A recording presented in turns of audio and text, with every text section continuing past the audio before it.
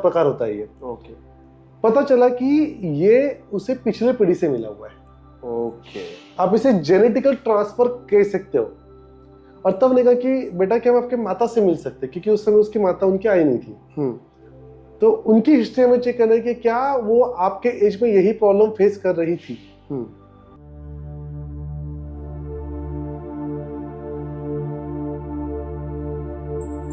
Right.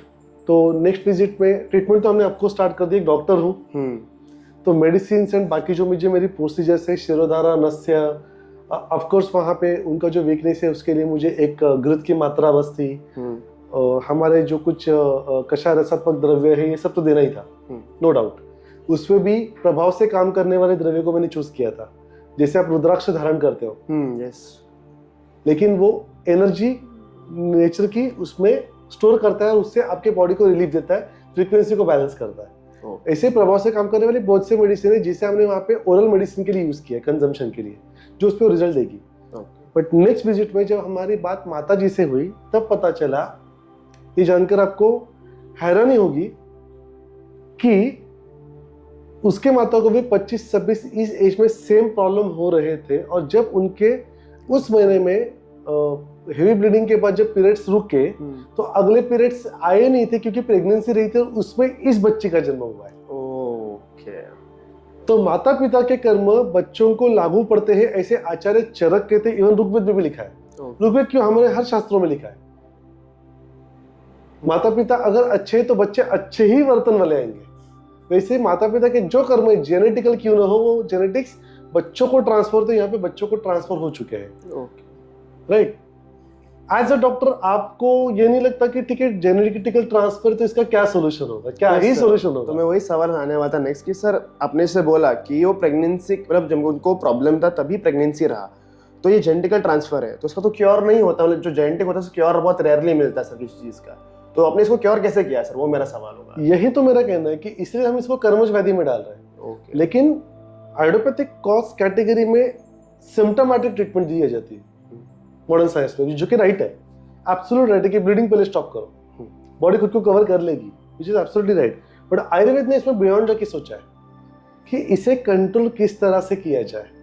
और तब हमने माता जी की जो हिस्ट्री चेक की, हाँ जो ये चीज पता चली, इसका सोल्यूशन मुझे जेनेटिक्स पास होने के बाद करना है। अब मुझे पता चला कि इसके बॉडी में ये जो फ्रीक्वेंसी ये डिस्टर्ब और हाइपर रहेगी इस एज ग्रुप में कम से कम 5 साल रहने की चांसेस पकड़ के चलते हैं। तो मेरा काम क्या होना चाहिए मोहित जी, यहाँ पे उस फ्रीक्वेंसी को कम करके रखो। तो ये फ्रीक्वेंसी जब 24 अबव हो जाती है तब जाके ये प्रॉब्लम्स आता है। तो इसको 24 के बिलो हमेशा रखना है। तो इसके लिए उसका डाइट, मतलब खाना जो है उस तरीके का होना चाहिए। और यहाँ पे उसे मेडिटेशन की जरूरत तो है ही, बट मैं आपको बताना चाहूंगा मंत्रों में, मंत्रों से ही बात शुरू हुई थी ना आपकी। तो मंत्र जब फ्रीक्वेंसी को हाई कर सकते तो लो भी करने के मंत्र होता है। इसलिए मंत्रों को सत्व, रज और तम, ब्रह्म, वैष्णव और महेश, शैव, इन 3 पार्ट में डिवाइड किया गया।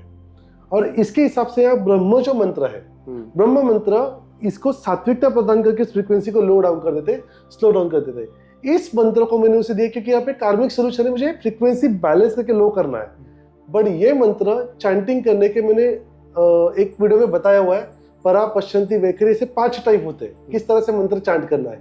ये मंत्र मन ही मन में व्हाइल मेडिटेशन चैंट करना है। मेडिटेशन के भी अलग अलग टाइप होते हैं।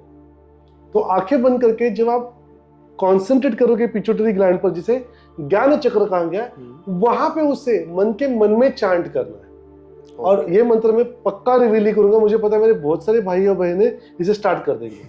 अज्ञान में सुख होता है, क्योंकि अकर्म कर्मों से श्रेष्ठ कर्म से भगवत गीता कहते हैं, कुछ ना करो तो ज्यादा बेहतर। सही है। वो मंत्र जब हमने उसे दिया, नेक्स्ट मंथ से उसकी प्रॉब्लम पूरी तरह से सॉल्व थी, जो पिछले 2 सालों में नहीं हो रही थी। और उसके बाद उसे प्रॉब्लम नहीं आई। ऑफ कोर्स मैंने उसे कहा था कि आप इसे साल भर करो टू बैलेंस योरसेल्फ। महीने में एक बार हम उसे फॉलोअप के लिए बुलाया करते थे। क्यों? टू चेक द नाड़ी फ्रीक्वेंसी।